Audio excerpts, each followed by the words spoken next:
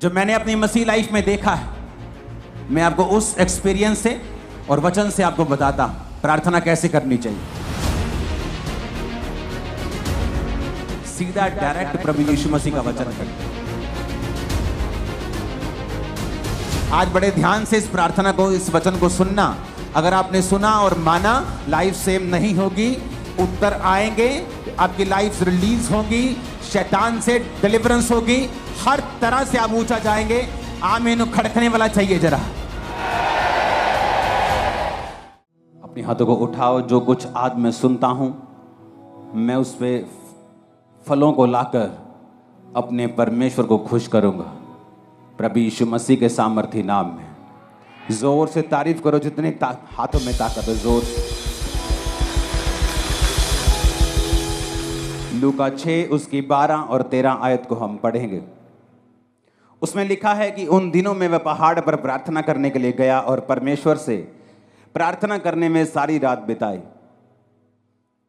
जब दिन हुआ तो उसने अपने चेलों को बुलाकर उनमें से 12 चुन लिए और उनको प्रेरित कहा।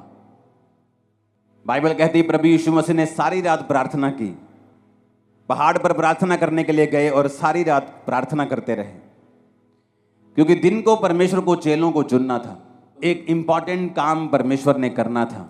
परमेश्वर ये नहीं चाहते थे कि वो चर्च को, कलीसिया को, लोगों को, क्योंकि प्रभु जानते थे कि उनका एक लिमिटेड टाइम है जो उन्होंने जीना है और उसके बाद क्रूस पर चढ़ना है, मरना है और फिर तीसरे दिन मुर्दों में से जी उठना है, फिर 40 दिन प्रीच करना है और उसके बाद 41वें दिन स्वर्ग पे चले जाना है और फिर उसने लेने आना है। ये परमेश्वर को मालूम था। तो परमेश्वर जानते थे कि उसके जाने के बाद वो चेले काम करेंगे जिन्होंने परमेश्वर से सीखा है। इसलिए अगर आप बाइबल को ध्यान से पढ़ेंगे तो परमेश्वर ने कुछ महीने ही लोगों के साथ उनको चंगा करते हुए और उनको प्रीच करते हुए बिताए। कुछ लोग 34 दिन कहते हैं, हम 2 महीने भी लगा लें। और बाकी के 3.5 साल उसने चेलों को ट्रेंड करने के लिए, चेलों को सिखाने के लिए बिताए, क्योंकि परमेश्वर ये जानते थे कि अब ये मेरा सुसमाचार चेले आके लेके जाएंगे। तो परमेश्वर ये जानते थे कि मैं चर्च को कमजोर लीडर ना दूं, डाइवर्टेड लीडर ना दे दूं, शारीरिक अगुवे ना दे दूं, गलत अगुवे ना दे दूं। तो परमेश्वर ने अपने डिसीजन को सही करने के लिए सारी रात प्रार्थना की। लेकिन आज का विश्वासी जब पता है कि सुबह एक बड़ी अच्छी डील करने के लिए जाना है, रात को वो मोबाइल पे लगा होता है और 2 बजे व्हाट्सएप चला के, फेसबुक चला के, सारे दोस्तों को इंस्टाग्राम पे चेक करके फिर वो सोता है और फिर लाइफ में गलतियां करता है और फिर इल्जाम दूसरों पे डालता है। यार ये बंदा गलत मिल गया लाइफ में, यार मेरा पार्टनर गलत मिल गया, बिजनेस पार्टनर सही नहीं मिलिया मैनू, यार मैनू उन्हें धोखा दे दिता।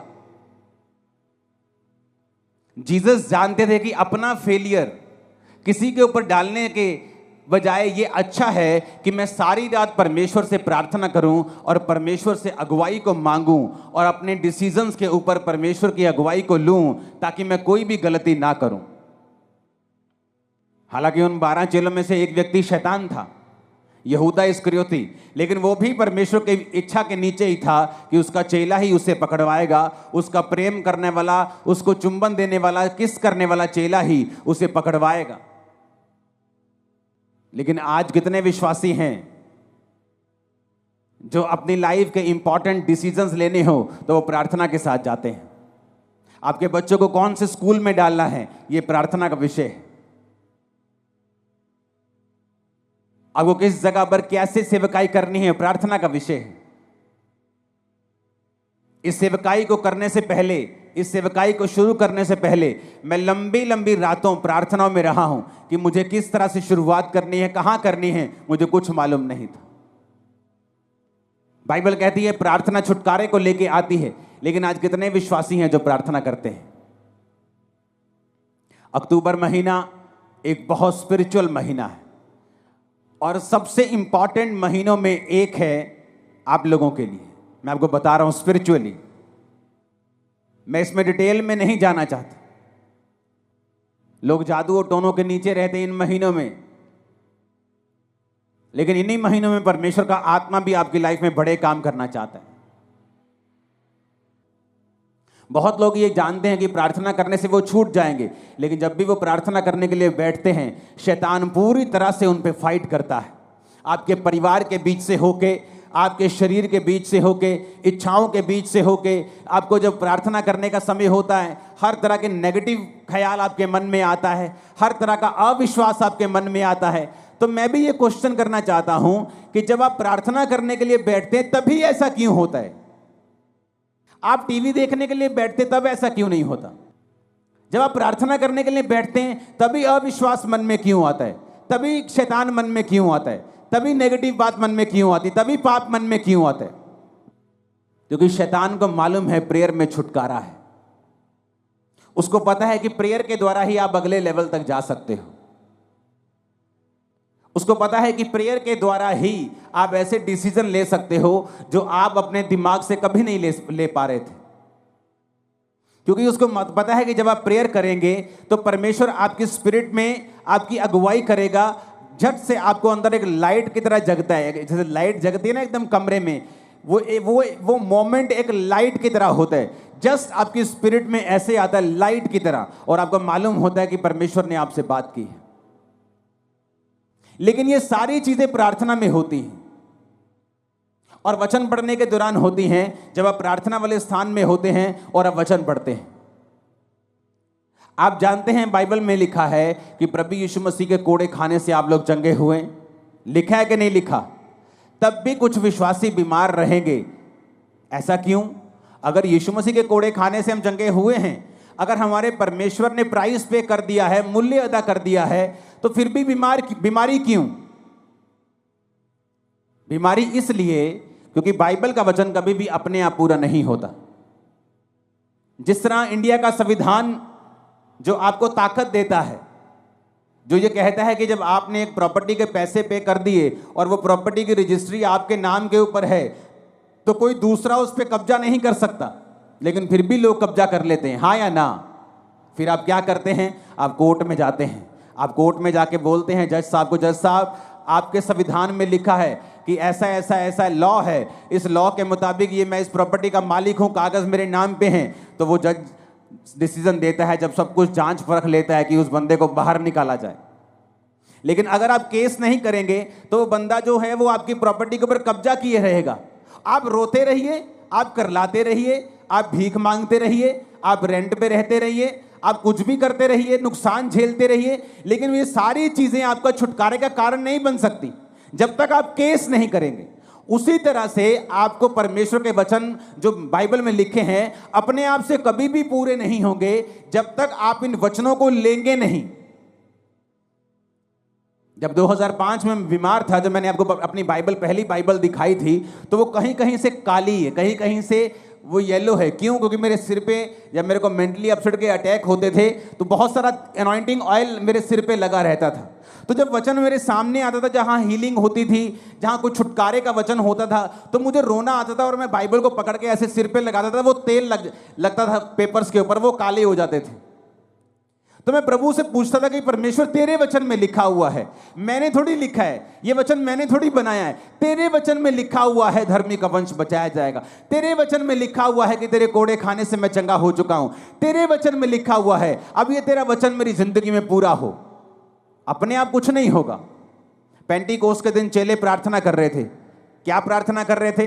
जब पवित्र आत्मा उतरा, मैंने लोगों को पूछा, मैं लोगों को पूछता हूं क्या प्रार्थना कर रहे थे कि पवित्र आत्मा उतरा? कहते जी प्रार्थना कर रहे थे कि परमेश्वर तेरा आत्मा उतरे। मैंने कहा ऐसा तो नहीं लिखा बाइबल में। वचन कहता है, उन्होंने पुराने नियम का वचन निकाल के योएल नबी की पुस्तक निकाली और कहा प्रभु तेरे वचन में लिखा है अंत के दिनों में तू अपना आत्मा सब मनुष्यों के ऊपर उंडेलेगा। अब तू अपने लिखे हुए वचन के अनुसार अपना आत्मा दे। जब परमेश्वर आपको लिखे हुए वचन से प्रार्थना करते हुए देखता है तो वो आपकी प्रार्थना मोड़ सकता है, खाली भेज सकता है, लेकिन वो अपने लिखे हुए वचन के बीच से की गई प्रार्थना को खाली नहीं भेजता।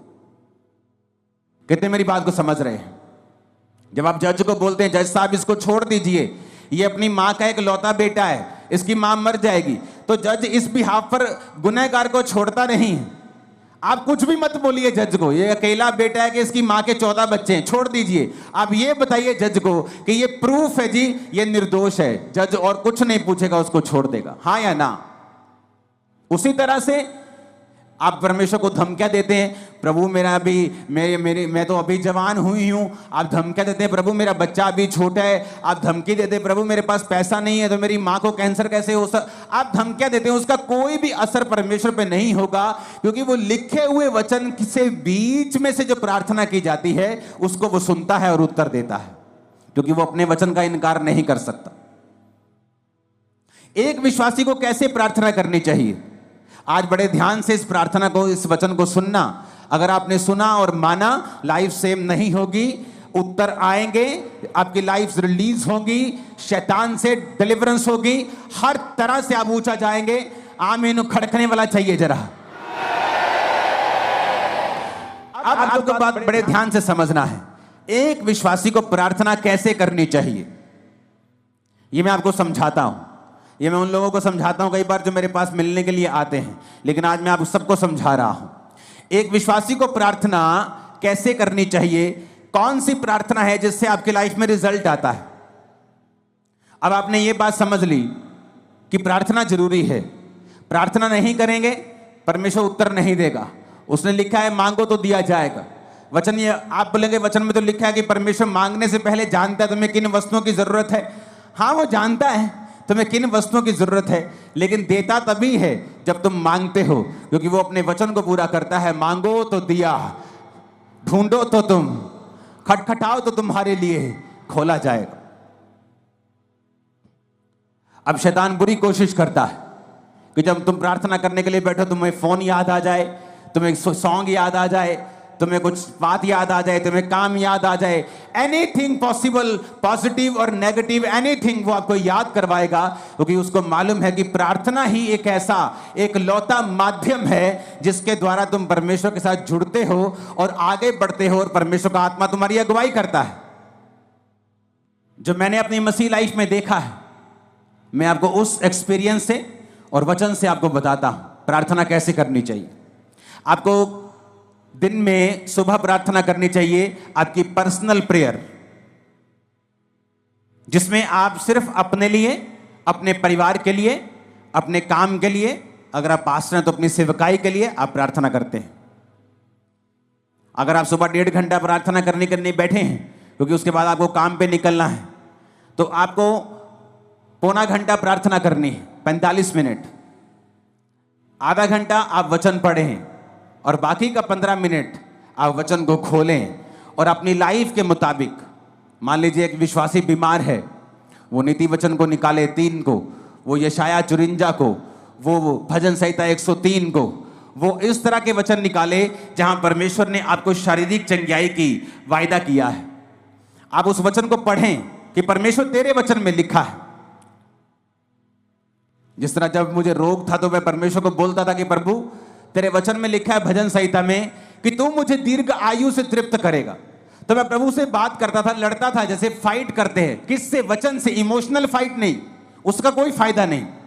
वचन से फाइट करना। परमेश्वर कहता है वचन से अपने प्रमाण मुझे दो, सबूत दो मुझे, क्यों मैं तुम्हें चंगा करूं, क्यों तुझे बच्चा दूं, क्यों ब्लेस करूं, सबूत दो। क्या है सबूत? सबूत वचन है।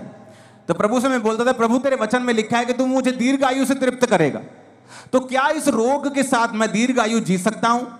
अगर जी सकता हूं तो ये दीर्घ आयु किस काम की होगी अगर मैं सारी उम्र रोगी रहूंगा? तो मैं इस तरह से प्रभु के साथ फाइट करता था कि प्रभु तेरे वचन में लिखा है कि तू मुझे दीर्घ आयु से तृप्त करेगा। एक टेस्टिमनी को मैं पढ़ रहा था एक सिस्टर की, आज बहुत सारी जबरदस्त गवाहियां आपने सुनी, तारीफ करो सब गवाहियों के लिए। तो मैं गवाही जब सुन रहा था तो एक सिस्टर थी जिसने वचन सुना, और वचन सुनने के बाद उसने रोज वचन के बीच से प्रार्थना करनी शुरू कर दी। तो हुआ क्या था, उसके यूट्रस में बीमारी थी, उसको बेबी नहीं, हस्बैंड में भी रोग था, बेबी नहीं हो सकता था। लेकिन उसे यह मालूम हुआ कि वचन के बीच से अगर मैं प्रार्थना करूंगी, प्रभु को उसके वायदे याद करवाऊंगी, तो ये परमेश्वर संभव है। उसने प्रार्थना करनी शुरू कर दी वचन से कि प्रभु तेरे वचन में लिखा है कि धर्मी का वंश बचाया जाएगा। मेरा वंश कहां है? क्या मैं धर्मी नहीं हूं? मैं तुझ पे विश्वास करती हूं तो मैं एक धर्मी हूं। प्रभु तेरे वचन में लिखा हुआ है कि तू बांझ को घर में लड़कों का आनंद करने वाली माता बनाता है। प्रभु तेरे वचन में लिखा हुआ है कि तू हमें फलवंत करेगा। प्रभु तूने आदम को कहा था be fruitful and be multiply. बिना बच्चे के मैं मल्टीप्लाई कैसे हो सकती हूं? तो उसने रोज क्या किया, वचन के बीच से प्रभु को प्रार्थना करनी शुरू कर दी। 2-3-4 साल कुछ नहीं हुआ, कोई फर्क नहीं, लेकिन उसकी बॉडी थोड़ी अच्छी हो गई, लाइफ अच्छी हो गई, वो चलती रही चलती रही चलती रही। उसको शायद पीरियड भी नहीं आते थे, पता नहीं चलता था कि बेबी प्रेगनेंसी है कि नहीं है, क्योंकि बहुत सारी कॉम्प्लिकेशंस थी। एक दिन अचानक अपने रेगुलर डॉक्टर से जब चेकअप करवाने के लिए गई, वो 2nd मंथ की प्रेग्नेंट थी और परमेश्वर ने उसको एक बेटा दिया। उसके बाद परमेश्वर ने उसको एक बेटी दी, दोनों जीवित हैं। आप जब सुबह प्रार्थना करने के लिए उठें तो अगर आप 1.5 घंटा प्रार्थना करते हैं तो 45 मिनट प्रार्थना करें। उसमें आपको क्या बोलना है? आप कुछ भी बोलें, वो परमेश्वर है, वो कोई बाबा नहीं है कि आप एक वर्ड थोड़ा इधर उधर बोल देंगे तो वो आपकी जान ले लेगा या आपको श्रापित कर देगा। एक छोटा बच्चा जब अपनी माँ के पास आता है और 1 साल का होता है और बोलता नहीं पूरा, न्या मामा मामा जा जा ऐसे करता है, तो उसकी माँ उस गुस्सा नहीं करती। उसकी माँ पहचान लेती है इसको क्या चाहिए, इसको दूध चाहिए, इसको खाना चाहिए, इसको दाल का पानी चाहिए, इसको वॉशरूम आया है, वो पहचान लेती है। आपका पिता भी ऐसा है, आपका हेवनली फादर भी ऐसा है। जब आप 45 मिनट प्रार्थना में बैठेंगे तो उसका थैंक्स करें, उसकी वर्शिप करें, उसको शुक्र कहें, सब बातों के लिए उसका थैंक्स करें, आप उसके साथ बात करें। वो आपका पिता है, वो बाबा नहीं कि आपको मार देगा। आपको 2 चीजें गलत पढ़ देंगे तो वो आपका कत्ल कर देगा या आपको श्रापित कर देगा, ऐसा नहीं है। लेकिन वो ऐसा परमेश्वर भी है जो ये कहता है कि अपना प्रमाण मुझे दो, जो ये चाहता है कि उसके बच्चे एक्टिव रीति से ये जाने कि वचन में क्या लिखा है और वचन में कौन सी चीजें हैं, क्या अधिकार हैं हमारे पास वचन के बीच से जो हमें इस्तेमाल करने हैं। तो जब आप सुबह प्रार्थना करने के लिए 45 मिनट उठे और आपने प्रार्थना की, आपने थैंक्स किया, आपने वर्शिप की, आपने प्रभु का थैंक्स किया, 45 मिनट हो गए, आपने आधा घंटा बाइबल पढ़ी। अब अगले 15 मिनट, आधा घंटा बड़ा इंपॉर्टेंट है। उसमें क्या करना है? वचन निकालना है जो आपकी लाइफ से संबंधित है। आपको हीलिंग चाहिए, हीलिंग के वचन निकालें। आपको बच्चा चाहिए, उस बच्चे के वचन निकालें। जहां परमेश्वर ने आपको वंश आशीषित करने का आपको वायदा किया है, परमेश्वर ने कहा वो व्यक्ति जो परमेश्वर की इच्छाओं पर चलेगा और उससे उसका डर मानेगा, परमेश्वर उसको उसी मार्ग में चलाएगा जिससे वो प्रसन्न होता है, उसका वंश पृथ्वी पर पराक्रमी होगा। तो परमेश्वर कहते तुम्हारे बच्चे जो होंगे पृथ्वी के ऊपर पराक्रमी होंगे, बड़े बड़े काम करने वाले होंगे, डरपोक बच्चे नहीं होंगे। तो आप इस वचन का फायदा उठा सकते हो। अगर आपके बच्चे डरपोक है तो, अगर आपके बच्चे अनसक्सेसफुल है तो, कम पढ़ते हैं तो, समझ नहीं आती कि प्रभु तेरे वचन में लिखा है कि तेरा वंश पृथ्वी के ऊपर पराक्रमी होगा, मेरे बच्चों को पराक्रमी बना, मेरे बच्चों को एक्सीलेंट बना, मेरे बच्चों को ब्लेस कर। हर एक चीज के लिए बाइबल में परमेश्वर का वायदा है, वचन है। आप अपने मोहल्ले में क्रिश्चियन हैं, आप एक छोटा मोटा बिजनेस करते हैं, आप अगर वचन को जानते होंगे आप उस वचन को निकाल लेंगे। प्रभु तेरे वचन में लिखा है, तूने कहा है कि तू मुझे सब जातियों से श्रेष्ठ करेगा, सब दूसरी जातियां अन्य जातियों से तू मुझे श्रेष्ठ करेगा। प्रभु मैं प्रार्थना करता हूं, मैं अपने टाइट को भी बोता हूं, मैं आज प्रार्थना करता हूं, मुझे सबसे श्रेष्ठ बनना है, मुझे बेस्ट बनना है अपने बिजनेस में, अपनी लाइफ में मुझे बेस्ट चाहिए। आप बेस्ट होंगे अगले 7 सालों के अंदर। लेकिन क्या आपने वो मांगा? नहीं, आपने मांगा नहीं। आप चाहते हैं हो, आप विश करते हैं प्रभु मुझे हील कर दे। आप जीनी के पास नहीं है कि आपने रगड़ा और जीनी निकला और आपने कहा क्या चाहिए, उसने कहा क्या चाहिए, आपने कहा मुझे चंगा कर दो। परमेश्वर कहता मांगो तो दिया जाएगा, अपने प्रमाण दो, अपना मुकदमा लड़ो। आज लोगों को इतना भी मालूम नहीं है कि जो उन्हें चाहिए बाइबल में कहां लिखा है। कुछ का बहाना है वो तो अनपढ़ है। आज अगर तुम्हारी बहन वेस्टर्न यूनियन में 10,000 रुपए भेज दे इंग्लिश में लिख के, तुम भाई साहब 15 मिनट में पैसे निकाल के ले आओगे। तुम्हें पता है किससे पढ़वाना है, किसको 10 रुपए का लालच देना है, किस पोते को बोलना है, किस पोती को बोलना है 100 रुपए देके और पैसे निकलवा के लेके आने। लेकिन जब बाइबल पढ़ने का समय आता है, आपको ट्यूशन रखनी चाहिए। अगर आप अनपढ़ है तो 2 महीने में बाइबल पढ़नी सीखो, खुद समझो बाइबल में कहां कहां वो वचन लिखे हैं जो आपको जरूरी चाहिए, जो आपके लिए एक हथियार की तरह काम करेंगे। ऊंची आवाज में हालेलुया बोलो जरा। अगर आप प्रार्थना नहीं करेंगे, इसका मतलब आपने प्रभु से मांगा नहीं। आपने मांगा नहीं, आपने पाया नहीं। उसने कहा मांगो तो दिया जाएगा। तो मेरी प्रार्थना कैसे होती थी? सुबह जब प्रार्थना करो तो मैं लिखे हुए पॉइंट्स के साथ प्रार्थना करता, मुझे ये चाहिए, वो पॉइंट लिखना, उस पॉइंट के हिसाब से वचन निकालना और प्रभु को कहना, प्रभु तेरे वचन में लिखा हुआ है, मैंने नहीं लिखा, तूने लिखा है, तूने लिखा है अपने वचन में, इस वचन को परमेश्वर मेरी लाइफ में पूरा कर। वचन के साथ 15 मिनट के लिए लास्ट प्रार्थना करना, वचन से परमेश्वर को याद करवाना। अगर आपको कोई सीरियस प्रॉब्लम है तो उसके बाद आप शाम को प्रार्थना करें फिर 1.5 घंटा, और उसके बाद सेम वही प्रार्थना रात को करें 1.5 घंटा। अगर आप ठीक हैं, आपकी लाइफ में ओके है, आप ब्लेस्ड हैं, आप 1 घंटा 1 घंटा 1 घंटा आप 3 बार प्रार्थना करें रोज। सुबह 1 घंटा, शाम को 1 घंटा, रात को 1 घंटा। आप शाम को 1 घंटा नहीं दे सकते, आप काम, बिजनेस वूमन है, आप काम करने जाती हैं, आप एक बिजनेसमैन हैं, तो आप सुबह को 1.5 घंटा, रात को 1.5 घंटा परमेश्वर को दें। अपने दिन की शुरुआत प्रार्थना से करें, रात का अपना दिन का अंत प्रार्थना से करें। आप परमेश्वर को लिखे हुए वचनों से बताएं कि आपको क्या चाहिए, अपने पॉइंट्स को लिख कर रखें, उन पॉइंट्स के हिसाब से बाइबल के वचन निकालें और फिर परमेश्वर को उन वचनों से बताएं कि परमेश्वर मुझे ये चाहिए क्योंकि तेरे वचन में ये लिखा हुआ है। अगर आप अपना मुकदमा नहीं लड़ेंगे, अगर आप अपना मुकदमा पेश नहीं करेंगे, आप वचन के बीच से होकर लड़ाई नहीं करेंगे तो आपको नहीं मिलेगा। अब अपने आप में अंदर एक, पंजाबी के अंदर झाती मार के देखो अंदर जरा कि कितनी प्रार्थना करते हैं आप, या जो आपको चाहिए कि आपने उससे इनफ मांगा है, जो आपको प्रभु से चाहिए क्या आपने उसके लिए फाइट की है, क्या आपने उसके लिए लड़ाई की है? नहीं की। अगर केस बड़ा हो, आम बुखार हो तो पैरासीटामोल से ठीक हो सकता है, लेकिन बुखार अगर टीबी की वजह से हो तो टीबी की दवाई खानी पड़ती है। केस बड़ा है, कैंसर बड़ा है, बीमारी बड़ी है, प्रार्थना आधे घंटे की है, बस यही बोलते रहते बेड पे बैठे, प्रभु कुछ कर, प्रभु मैंने चंगा कर, और ये नहीं कहते प्रभु तेरे वचन में लिखा है तेरे कोड़े खाने से हम चंगे हुए। आज मैं वचन के बीच तेरे पास आता हूं, तूने कहा है तू संकट के दिन तू मुझे पुकार तो मैं तुझे उत्तर दूंगा। तेरे वचन में लिखा हुआ है कि तू अपने धर्मी जन के अपराधों को माफ करता है, उनको चंगा भी करता है, लेकिन वचन के बीच से हमने कोई प्रार्थना नहीं की। यीशु मसीह को मालूम था कि मैं अपनी चर्च को कमजोर चेले नहीं दे सकता, डाइवर्टेड चेले नहीं दे सकता, क्योंकि जब प्रभु यीशु मसीह ने 12 चेले चुने तो मैं आपको बता सकता हूं परमेश्वर के पास सैकड़ों लोग थे जो उसको उस समय फॉलो कर रहे थे, और सैकड़ों लोगों में से परमेश्वर ने 12 प्रेरित चुने थे, और उन 12 प्रेरितों को चुनने से पहले प्रभु यीशु मसीह खुद परमेश्वर होने के बावजूद भी वो सारी रात पिता से प्रार्थना करने के लिए गए। आज हमें लगता है ये अच्छा है, ये अच्छा है, लेकिन परमेश्वर कहता है विद प्रेयर अगर तुम वो काम करोगे तुम कभी फेल नहीं होगे। कितनों को इन बातों को समझ आ रही है? कहां गलती है, कहां चर्च गलती कर रही? परमेश्वर ने सारी रात प्रार्थना रोज नहीं की, उसने रोज सारी रात प्रार्थना नहीं की। मैं रोज रात को प्रार्थना करता हूं, लेकिन रोज फुल नाइट प्रेयर नहीं करता हूं। मैं रोज सुबह प्रार्थना करता हूं, रोज रात को प्रार्थना करता हूं, शाम को भी हम फैमिली प्रार्थना करते हैं। हालेलुया। तो क्या मैं इनफ प्रार्थना कर रहा हूं?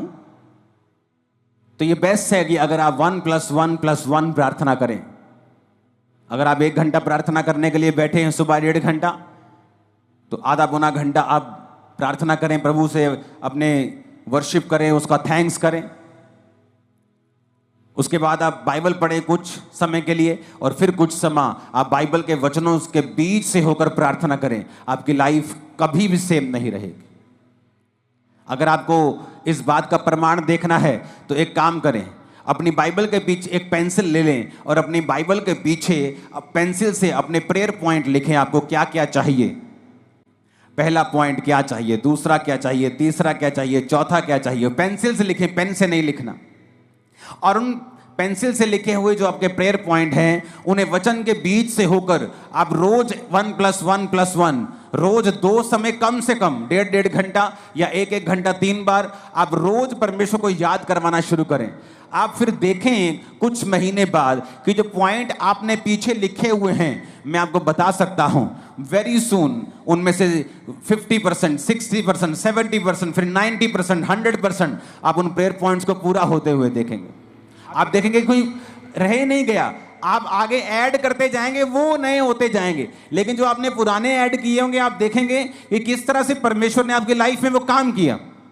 और जो आपके प्रेयर पॉइंट पूरा हो गया उसे मिटे दें, उसे मिटाकर पेन लें और बाइबल में ही कहीं पर एक बहुत से बाइबल में खाली पेजेस होते हैं, उस पेन से लिखें गवाही कि ये प्रेयर पॉइंट आपका था, इस तारीख को परमेश्वर ने इसको पूरा कर दिया। जो प्रेयर पॉइंट पूरा होता जाए बाइबल के पीछे पेन से लिखते जाएं। आप हैरान हो जाएंगे इस प्रार्थना को करने के बाद, इस तरह की प्रार्थना को करने के बाद जब आप 1 साल के बाद अपनी बाइबल देखेंगे तो आपके नीले पॉइंट ज्यादा होंगे और काले वाले कम होंगे। आप देखेंगे वो पूरे हो रहे हैं। और जब भी आप देखेंगे कि शैतान आपको इस प्रार्थना करने से क्यों रोकता रहा है, उसको मालूम है इसी प्रेयर में रिजल्ट आना है। शैतान को पता है कि इसी प्रार्थना के द्वारा आप छुड़ाए जाएंगे, इसलिए वो पूरी संभव कोशिश करता है कि आपको इस प्रार्थना से दूर रखा जाए, क्योंकि प्रार्थना में छुटकारा है ये शैतान जानता है। परमेश्वर ने क्या कहा, इतना सिंपल और इतना पावरफुल परमेश्वर ने वचन दिया। परमेश्वर ने कहा एक नगर में एक विधवा थी और एक अधर्मी न्यायी रहता था। न्यायी मतलब एक जज रहता था, लेकिन अधर्मी था, पापी था। तो विधवा बार बार उसके पास जाकर बोलती थी मेरा न्याय चुका और मुझे मुद्दई से बचा, मुझे इस फलाने बंदे से बचा, मेरा न्याय कर। तो बाइबल कहती है, परमेश्वर कहता कि वो अधर्मी, वो पापी न्यायी क्या सोचता है कि ये विधवा आकर बार बार मेरे नाक में दम ना कर दे, इसलिए मैं इसका काम कर देता हूं। तो परमेश्वर ने कहा सुनो वो अधर्मी क्या कहता है। अब जो व्यक्ति दिन रात परमेश्वर के नाम की दुहाई देता है, परमेश्वर ने कहा क्या मैं उसका न्याय नहीं करूंगा? जो व्यक्ति दिन रात मेरे नाम की दुहाई देता है, क्या मैं उसका न्याय नहीं चुकाऊंगा? क्या मैं उसकी प्रार्थना नहीं करूंगा? ये कौन कह रहा है? सीधा डायरेक्ट प्रभु यीशु मसीह का वचन है ये। प्रभु यीशु मसीह अपने मुंह से अपने लोगों को समझा रहे हैं कि एक विधवा बार बार जाने से एक पापी बंदे से न्याय ले सकती है। तो प्रभु कहता है कि अगर तुम मेरे पास दिन और रात मेरे नाम की दुहाई दोगे, मैं तुम्हारा न्याय क्यों नहीं करूंगा? मैं तुम्हें क्यों नहीं छुड़ाऊंगा? मैं क्यों तुम्हारी प्रार्थना का उत्तर नहीं दूंगा? मैं क्यों तुम्हें नहीं बंधनों से आजाद करूंगा? पर कंडीशन क्या है? अगर वो दिन रात मेरे नाम की दुहाई दें। आप एक दिन प्रार्थना करेंगे सुबह, आपने प्रार्थना की प्रभु तेरे वचन में लिखा है धर्मी का वंश पराक्रमी होगा। प्रभु अपने बच्चों के लिए प्रार्थना करता हूं, अपने लिए हीलिंग के लिए, डिलीवरेंस। आप प्रार्थना करते हैं वचन के बीच, आप वही प्रार्थना फिर शाम को करते हैं, वही प्रार्थना फिर आप रात को करते हैं, फिर सुबह, फिर दोपहर, फिर शाम, फिर रात, फिर सुबह, फिर शाम, फिर रात, फिर सुबह, फिर शाम। परमेश्वर को आप दुखी कर देंगे और वो जवाब देगा। वो अपने वचन का इनकार नहीं कर सकता, वचन को डिनाई नहीं कर सकता। अगर आप वचन के बीच से उससे लड़ेंगे, वो आपको उत्तर देगा। याकूब को भी यह बात मालूम थी। याकूब को पता था कि उसका भाई उसे मारने के लिए 400 बंदे लेके आ रहा है। क्या लिखा वचन में? उसने सब परिवार को नदी के पार कर दिया। अपने 11 जितने बच्चे थे उसके उस समय तक, उन 11 बच्चों को, उन पत्नियों को, उन भेड़ों बकरियों को, सबको आगे कर दिया और रात अकेला रह गया। और क्या करता रहा? लिखा वो स्वर्गदूत के साथ रात भर लड़ता रहा। कैसे लड़ता रहा? शरीर के साथ नहीं। आप प्रभु से नहीं लड़ सकते, जा मैं तेनू नहीं मानता, जा मैं हुन प्रार्थना, आप ऐसे नहीं लड़ सकते। आप वचन से लड़ सकते। प्रभु तेरे वचन में लिखा है कि नहीं लिखा? तेरे वचन में लिखा है ना, तो ये मेरे जीवन में पूरा कर। तेरे वचन में लिखा है, मैं बांझ कैसे रह सकती हूं? क्योंकि तूने कहा है कि धर्मी तू बच, तेरा घराना बचाया जाएगा। तेरे वचन में लिखा है गर्भ का फल यहोवा के ओर से दिया हुआ प्रतिफल है। तेरे वचन में लिखा है, तो मैं गर्भ के फल से कैसे रह सकती हूं? आप लड़ेंगे नहीं। तो बाइबल कहती है वो पूरी रात लड़ा और परमेश्वर के दूत ने कहा अब से तेरा नाम इज़राइल होगा, और उसके भाई का मन चेंज हो गया। जब वो भाई से मिला तो उसने उसे मारा नहीं। क्यों? क्योंकि प्रार्थना में वो सब बातों को जीत चुका था। प्रभु ने उससे वायदा किया था कि मैं तेरे वंश को ये करूंगा, तेरे वंश को वो करूंगा। तो वो क्या फाइट कर रहा था? प्रभु मैंने थोड़ी कहा था कि मेरे वंश को तू ब्लेस कर। तूने कहा था कि तेरे वंश में राजा पैदा होंगे, तूने कहा था कि तेरे वंश में ये होगा, तूने मेरे बाप, तूने मेरे दादा, तूने मेरे फलाने को ये कहा था। वो परमेश्वर से इस वचन से फाइट कर रहा था कि तेरा वचन कहता है, तेरा वायदा है, तूने कहा था कि मेरे दादा को, मेरे बाप को, मेरे दादा अब्राहम को तूने कहा था कि तेरा वंश ऐसा होगा। और तू जानता है परमेश्वर, मेरा भाई तुझ में नहीं है, एसाव तुझ में नहीं है, एसाव परमेश्वर में नहीं है। अगर वो परमेश्वर में होता तो कनानी लड़कियों से कभी भी शादी नहीं करता। मैं तुझ में हूं, मैं अपने दादा, अपने पिता का वंश हूं, मेरे वंश के साथ तेरा वायदा है। इस तरह से वो फाइट कर रहा था और परमेश्वर ने उसको सुना। जोर से हालेलुया बोलो जरा।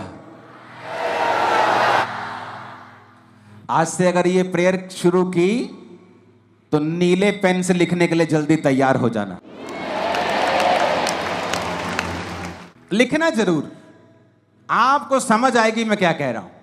आप जब लिखना शुरू करेंगे पेंसिल से, जो आपको चाहिए, जो मिल गया उसे पेन से लिखेंगे, आपको रियलाइज होगा कि आपने परमेश्वर से कहीं अधिक पाया है।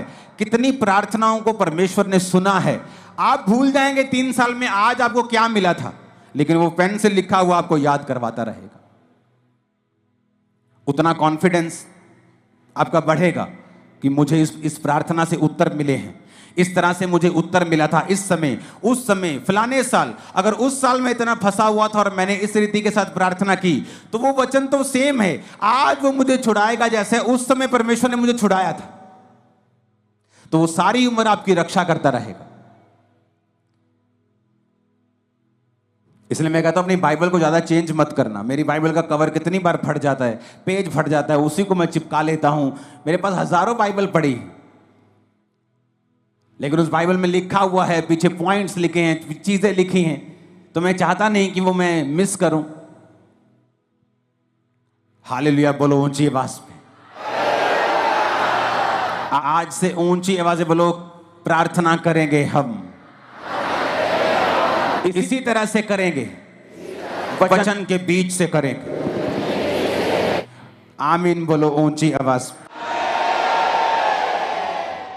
ये अक्टूबर स्पिरिचुअल मंथ होगा, फाइट का, जीतने का, डिलीवरेंस का, आशीष का, फाइनेंशियल ब्लेसिंग का भी होगा।